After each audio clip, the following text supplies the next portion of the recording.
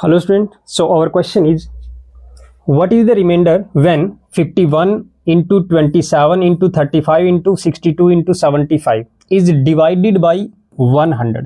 तो ये जो प्रोडक्ट है इसको 100 से डिवाइड किया जाएगा तो रिमाइंडर क्या होगा, ये हमें कैलकुलेट करना है। सो स्टूडेंट, ऐसे क्वेश्चन में क्या करना है आपने, सबसे पहले तो जैसे इसमें जो गिवन है वो क्या है आपका 51 इंटू 27 इंटू 35 इंटू 62 इंटू 75। अब इसको डिवाइड किया जा रहा है किससे, 100 से डिवाइड किया जा रहा है। तो सबसे पहले आप क्या करोगे, जब भी ऐसी कोई सिचुएशन आती है कि किसी नंबर को किसी दूसरे नंबर से डिवाइड किया जा रहा है, तो यहाँ पे सबसे पहले आपको कॉमन फैक्टर चेक करना है कि क्या कोई कॉमन फैक्टर है इनमें, यानी कि कोई ऐसा नंबर है जिससे इनको कैंसिल आउट किया जा सकता है। तो बिल्कुल सबसे पहले तो कॉमन फैक्टर को निकालना है। अब आपको पता है कि यहाँ पे 75 है, यहाँ पे 100 है, तो ये दोनों 25 से कैंसिल आउट हो रहे हैं।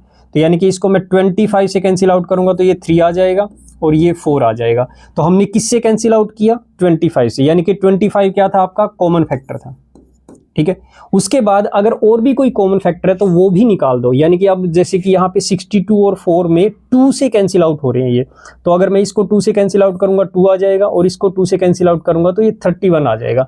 तो एक कॉमन फैक्टर 2 और आ गया, तो इसको भी बाहर निकाल लिया, यानी कि टोटल जो कॉमन फैक्टर बना वो आपका 50 बन गया। 25 इंटू 2 यानी कि 50 एक कॉमन फैक्टर था इसमें, राइट।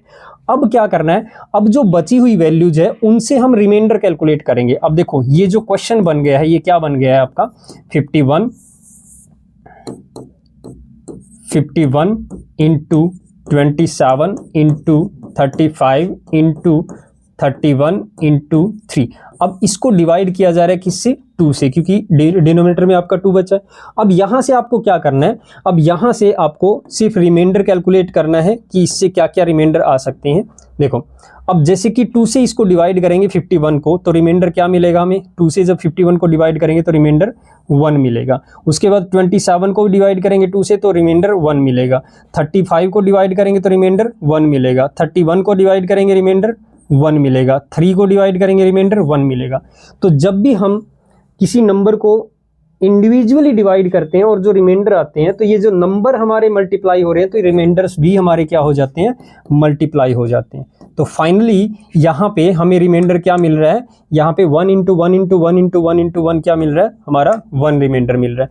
तो ये जो रिमाइंडर 1 मिल रहा है ये आपका फाइनल आंसर नहीं है। मैंने बताया था आपको कि पहले आपको कॉमन फैक्टर को बाहर निकालना और ये कॉमन फैक्टर फाइनली जो रिमाइंडर हमें मिलता है उससे मल्टीप्लाई करेंगे।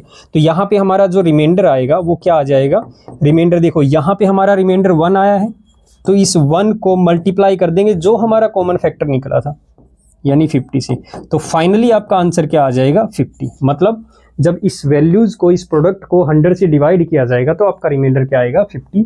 So option A is your correct answer. Okay student, thank you.